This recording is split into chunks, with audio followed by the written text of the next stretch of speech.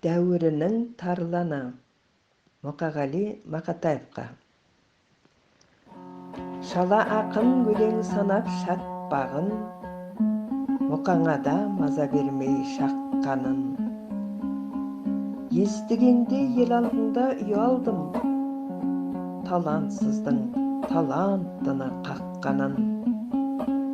Адалдықты күтіп бала бауырдан, арзан сөзді арамзадан ауырған, адамзатты сүю үшін жаралған, жүрегіне ем іздеген ауылдан.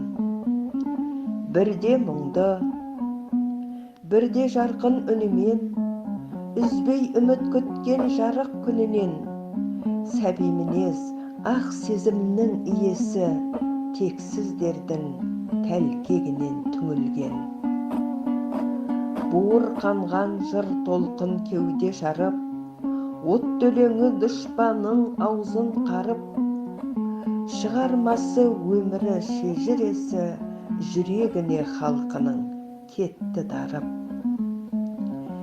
Теңдесі жоқ тарланы дәуірінің, оққағары болды дал қауымының. Жыр жұлдызын жақты да жарығымен, мықтылығын көрсетті тау ұлының. Енді міне айтылып жетелі ой, ақпан айда өтеді дәстүрлі той.